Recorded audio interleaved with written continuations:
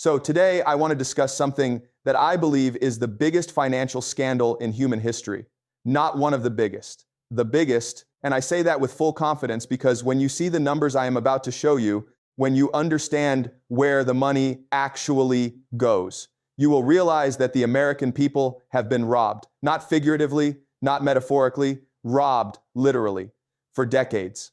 Everyone talks about America's military budget, $886 billion per year, the largest military budget in the world, larger than the next 10 countries combined. And when Americans hear that number, they feel safe. They think, $886 billion.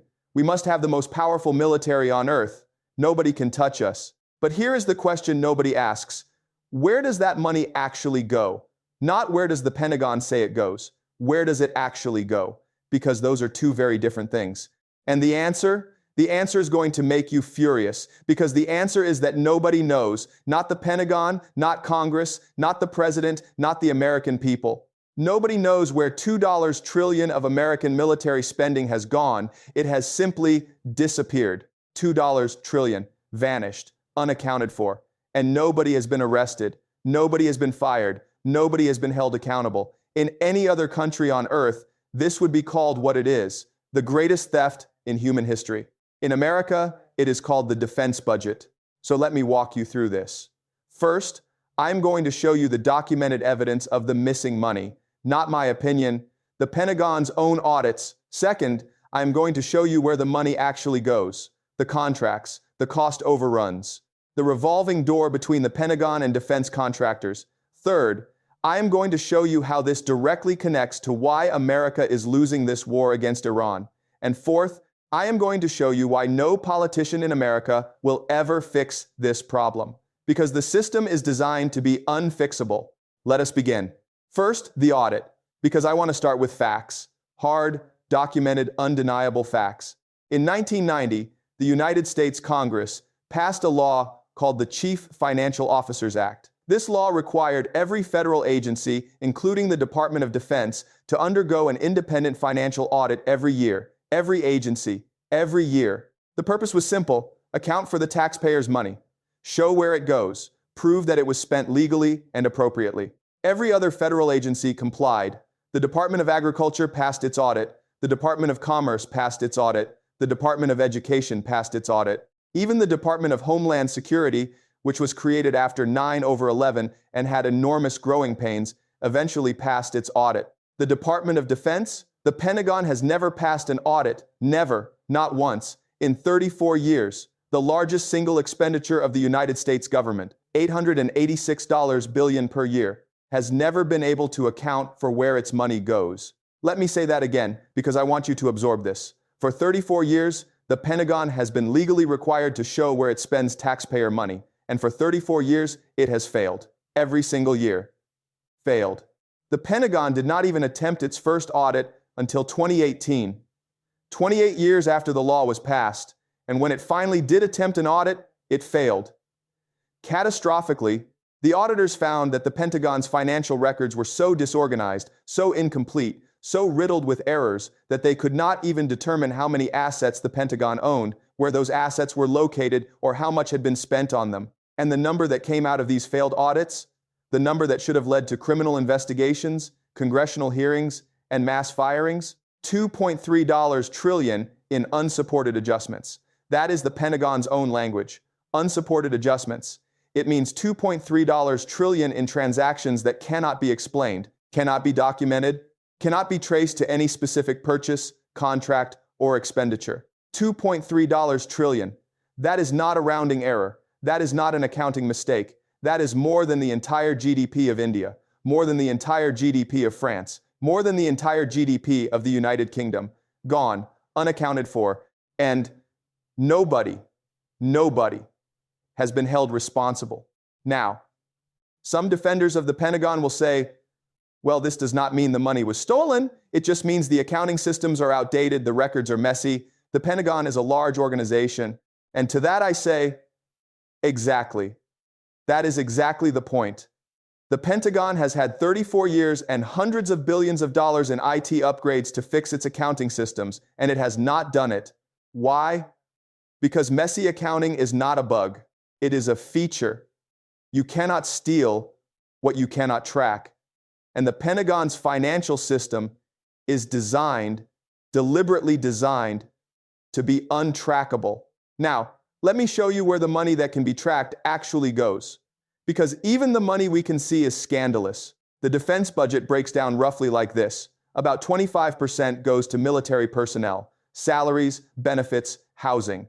About 25% goes to operations and maintenance, fuel, training, base operations. About 25% goes to procurement, buying weapons, vehicles, ships, aircraft. And about 25% goes to research, development, and other categories. Now, the personnel costs and operations costs are relatively straightforward. Soldiers get paid, bases need electricity, aircraft need fuel. These are real expenses. The scandal is in procurement, the buying of weapons, because this is where the military-industrial complex extracts its profit, and the profit margins are extraordinary. Let me give you specific examples, documented examples, from government audits and investigative reports. The F-35 Joint Strike Fighter. I have talked about this before, but I want to go deeper.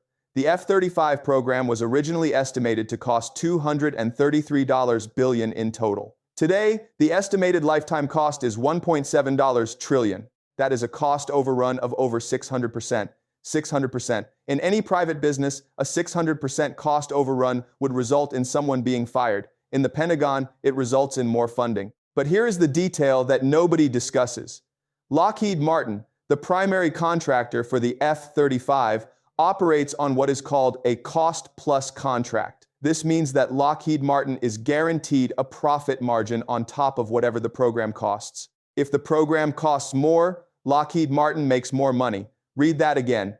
The more expensive the program becomes, the more profit the contractor earns. This is insanity. This is a system that incentivizes cost overruns, that rewards failure, that punishes efficiency. Because if Lockheed Martin built the F-35 on time and on budget, it would make less money than if the program is late and over budget. And so, the program is late and over budget every time, without exception.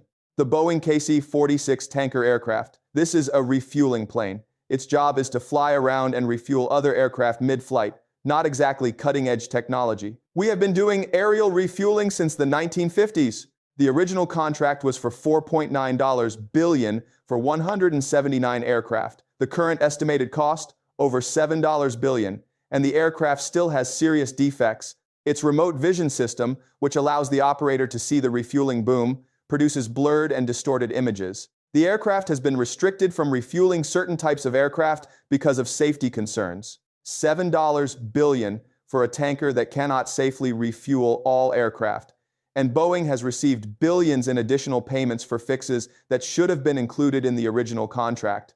The Littoral Combat Ship. This was supposed to be a cheap, fast, versatile warship. Estimated cost, $220 million per ship. Actual cost, $500 million per ship. The ships were so unreliable that the Navy began retiring them after less than 5 years of service. Multiple ships experienced engine failures, structural cracks, and combat system failures. The Navy built 35 of these ships at a total cost of approximately $17.5 billion, and now it is scrapping them. $17.5 billion, thrown away. But here is what makes it truly criminal. The companies that built these defective ships, Lockheed Martin and Austal USA, were not penalized. They were not sued. They were not held accountable. They kept the money, all of it. And they received contracts for new ships to replace the ones that failed. In the defense industry, failure is not punished. Failure is rewarded with more contracts to fix the failure. And then, when the fix fails, more contracts to fix the fix. It is an endless cycle of spending that enriches the contractor and bankrupts the taxpayer. Now, I want to show you something that I think is the most insidious part of the entire system, the revolving door. The revolving door is the practice of senior Pentagon officials leaving government service and immediately taking high-paying jobs at the defense contractors they were supposed to be overseeing, and defense industry executives leaving their companies to take senior positions at the Pentagon where they award contracts to their former employers. This is not a secret, it is documented, it is legal, and it is devastatingly corrupt. Let me give you some examples. The Secretary of Defense, the person who runs the entire American military, the person who decides which weapons to buy, which contracts to award, which companies to fund. In recent decades, multiple secretaries of defense have come directly from the defense industry or gone directly to the defense industry after leaving office. Lloyd Austin, who was Secretary of Defense, sat on the board of Raytheon before becoming secretary. Raytheon is one of the largest defense contractors in the world. They make the Patriot missile system, the Tomahawk cruise missile, and dozens of other weapons. Austin was making hundreds of thousands of dollars per year from Raytheon, and then he became the person responsible for deciding how many Raytheon missiles to buy. Mark Esper, another former Secretary of Defense, was the Chief Government Relations Officer at Raytheon before becoming secretary. His job at Raytheon was literally to lobby the Pentagon for contracts, and then he became the head of the Pentagon. This is not an exception, this is the norm. Senior generals retire and immediately join defense company boards. Pentagon procurement officials leave and become executives at the companies they were negotiating with. Congressional staff members who work on military appropriations leave Capitol Hill and become lobbyists for defense firms. The system is designed so that the people making the decisions about how to spend $886 billion per year are the same people who profit from those decisions, before, during, or after their government service. In any other context, this would be called bribery. In Washington, it is called public service. Now let me show you the small-scale theft, because while the big contracts get occasional media attention, the small-scale waste is equally stunning, and it adds up to billions. The Pentagon pays $1,280 for a single coffee cup, not a special coffee cup, not a high-technology coffee cup, a cup that heats liquid on military aircraft, $1,280. The Pentagon pays $640 for a toilet seat on a military aircraft, $640. The Pentagon pays $435 for a hammer, not a laser-guided smart hammer, a hammer, $435. The Pentagon pays $7,622 for a coffee maker, for brewing coffee, $7,622. Now, defenders of the Pentagon will say these prices are justified because of military specifications. Military equipment has to meet certain standards. It has to be durable. It has to work in extreme conditions. Fine. I accept that military equipment costs more than civilian equipment, but 50 times more, 100 times more, a coffee cup that costs $1,280 when you can buy a perfectly functional cup for $10? The reason for these absurd prices is the procurement system itself. Military contracts are awarded through a complex bureaucratic process that adds layers of administrative cost, compliance cost, and profit margin at every step. By the time a hammer reaches a military base, it has passed through multiple contractors, subcontractors, compliance officers, and logistics companies. Each one takes a cut, each one adds a markup. The system is designed to maximize the number of intermediaries and the size of their margins. It is not designed to deliver value to the taxpayer or capability to the soldier. And these small overcharges add up to billions of dollars per year in inflated prices for ordinary items. Billions that could have been spent on actual military capability, on interceptor missiles, on drone defense, on the things that soldiers actually need to survive. Now, here is where I connect all of this to the war in Iran, because this is not just a story about financial corruption. This is a story about why America is losing a war. Every dollar that goes to a $1,280 coffee cup is a dollar that did not go to a PAC-3 interceptor missile. Every billion that goes to a defective littoral combat ship is a billion that did not go to drone defense systems. Every $1.7 trillion that goes to an F-35 that does not work as promised is $1.7 trillion that did not go to the cheap, effective, mass-produced weapons that America actually needs. The military-industrial complex has drained the American military of its actual fighting capability. It has taken $886 billion per year and converted it into shareholder profits, executive bonuses, lobbyist fees, and overpriced coffee cups. And what is left for the actual fighting? Not enough. Not enough interceptor missiles, not enough drones, not enough ammunition, not enough spare parts, not enough production capacity, not enough of anything that matters in a real war.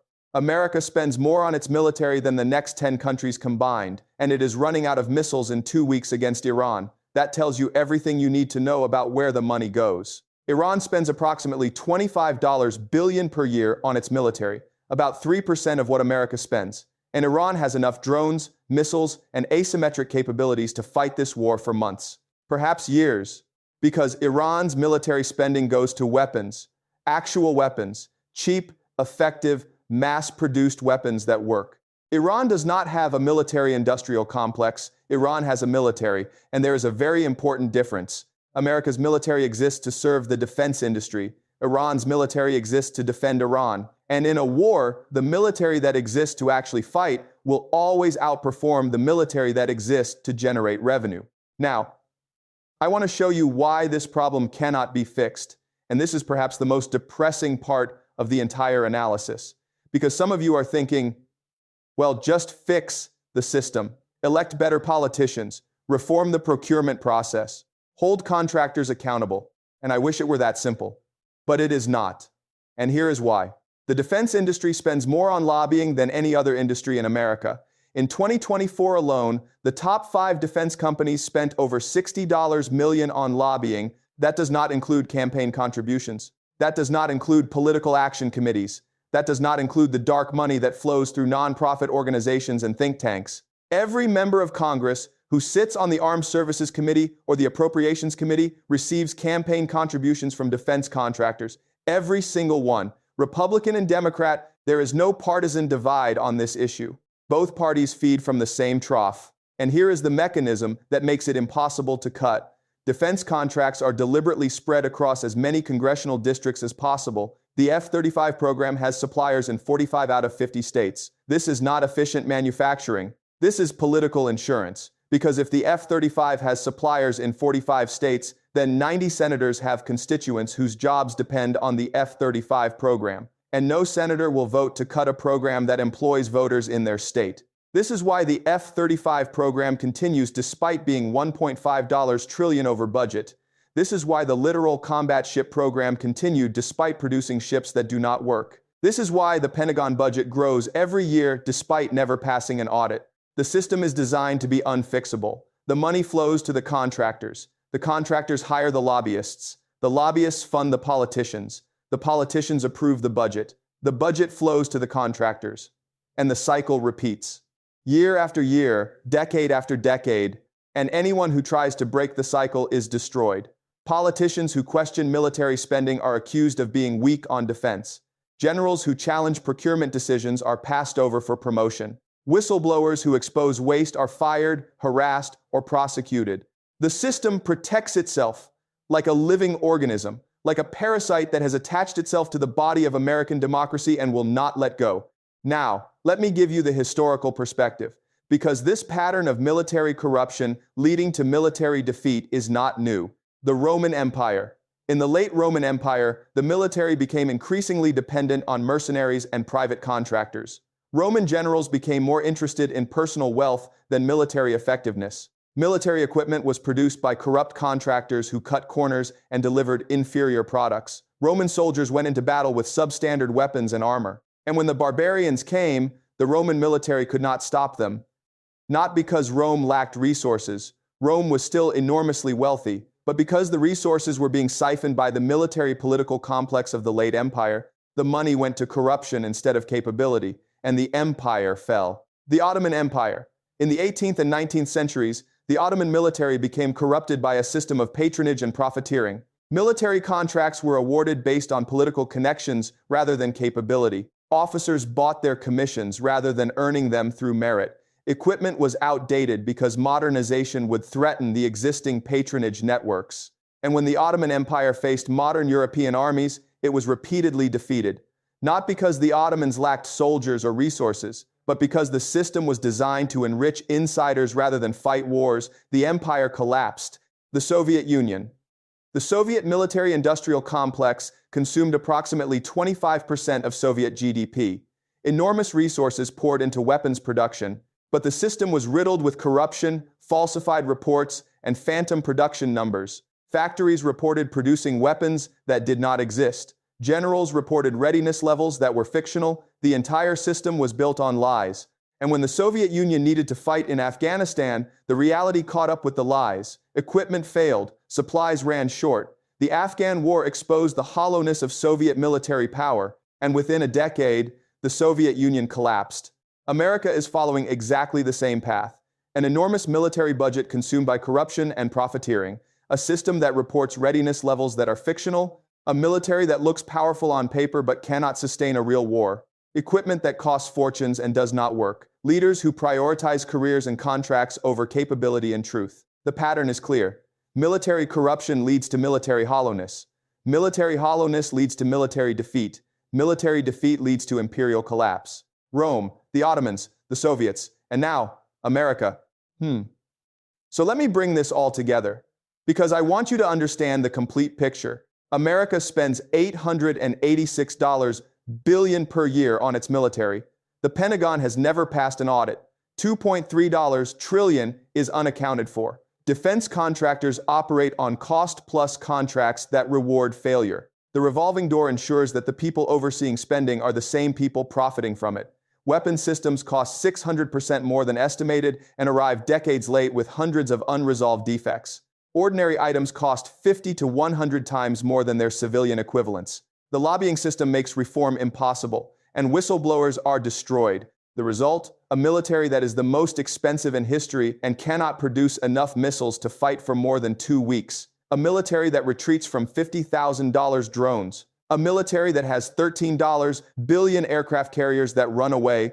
A military that has $100 million stealth fighters that get detected. And on the other side, Iran, $25 billion per year, no revolving door, no cost-plus contracts, no $1,280 coffee cups, just weapons, cheap, effective, mass-produced weapons. Drones that cost $30,000, missiles that cost $50,000, tunnels that cost a fraction of one American aircraft carrier. $886 billion versus $25 billion, and the $25 billion military is winning, not because Iran is stronger, but because Iran's money goes to fighting, and America's money goes to stealing. That is the $2 trillion lie.